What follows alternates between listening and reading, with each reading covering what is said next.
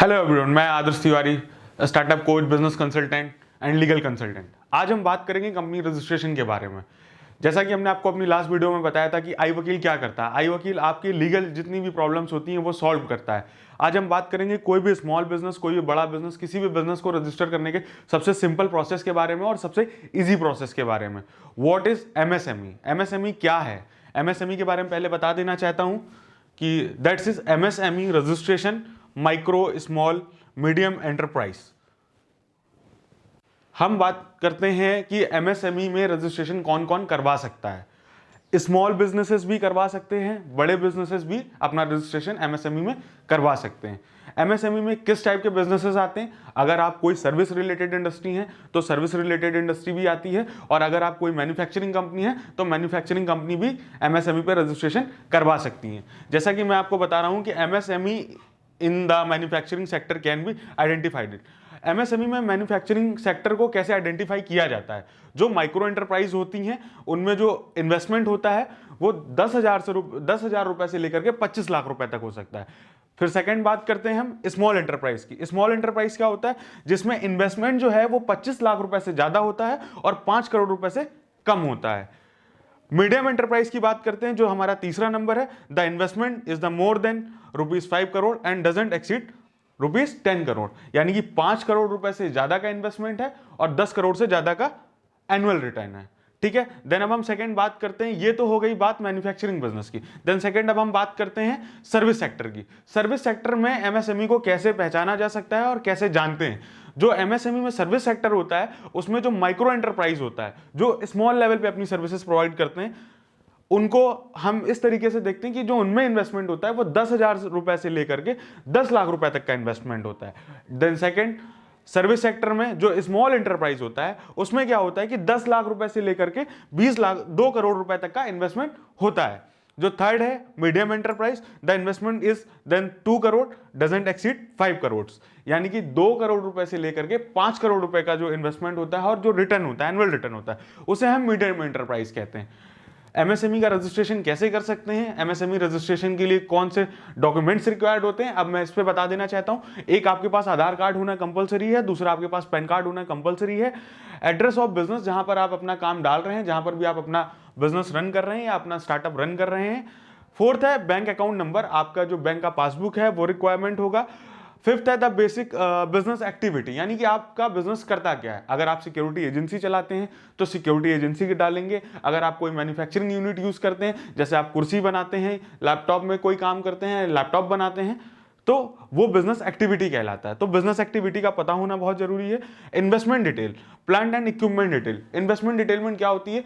जैसे अगर मान लीजिए हम कोई सर्विस सेक्टर अपना स्टार्ट करते हैं, जैसे सपोज करते हैं एक सिक्योरिटी गार्ड की एजेंसी है, तो उस एजेंसी को चलाने के लिए क्या चाहिए होता है? एक नॉर्मल ऑफिस चाहिए होता है, 1-2 लोगों का स्टाफ चाहिए होता है, टेबल चाहिए होती है, लैपटॉप चाहिए होता है, कॉन्टैक्ट चाहिए होते हैं।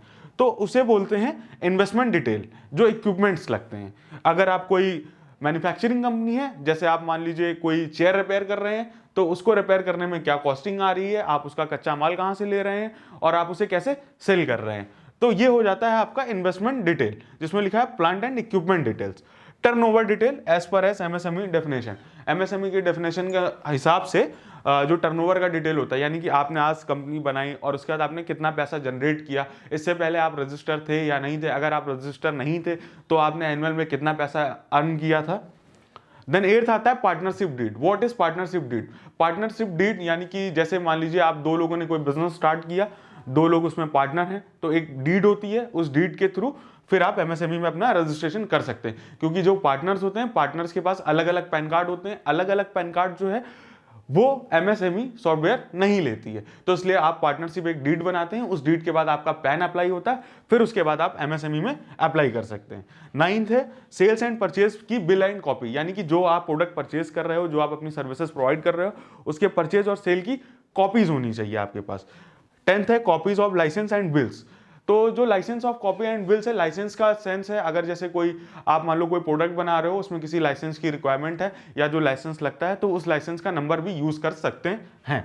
4th हम बात करते हैं बेनिफिट ऑफ एमएसएमई रजिस्ट्रेशन। मैं स्टार्टिंग से ही बता रहा हूं आपको एमएसएमई रजिस्ट्रेशन के बारे में। एमएसएमई रजिस्ट्रेशन का बेनिफिट क्या है क्या बेनिफिट होते हैं जो लोग एमएसएमई रजिस्ट्रेशन को हम प्रेफर करते हैं, और स्मॉल बिजनेस हो, मीडियम बिजनेस हो, कोई भी बिजनेस हो जिसमें हम चाहते हैं कि एमएसएमई रजिस्टर्ड हो, तो उसके बेनिफिट क्या होते हैं अगर आप एमएसएमई से रजिस्टर हो जाते हैं। फर्स्ट है lowest interest rates on bank loan, यानी कि अगर आप किसी बैंक में लोन अप्लाई करते हैं तो सबसे कम ब्याज पे आपको जो है वो लोन मिल जाता है। उसके कुछ अपने नॉर्म्स होते हैं, वो नॉर्म्स आपको फुलफिल करने होते हैं। सेकंड है टैक्स की रिबेट मिल जाती है आपको, जैसे जो टैक्स आ रहा है उस टैक्स में भी आपको रिबेट मिल जाती है। थर्ड है क्रेडिट ऑफ एमएसएमई, यानी कि बहुत आसानी से आपको एमएसएमई के थ्रू क्रेडिट मिल जाता है।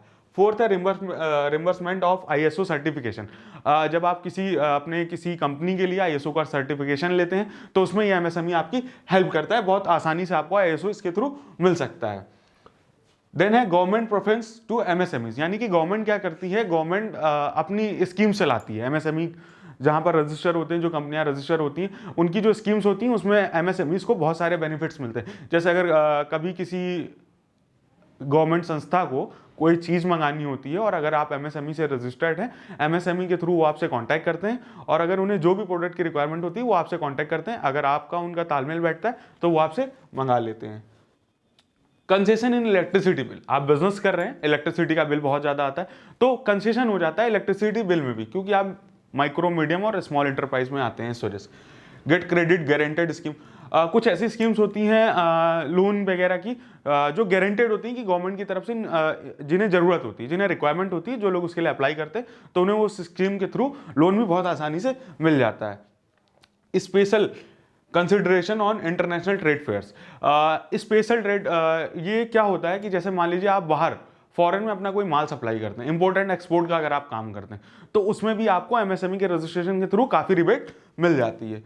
और उसके बाद हम बात करते हैं बार कोड रजिस्ट्रेशन सब्सिडी।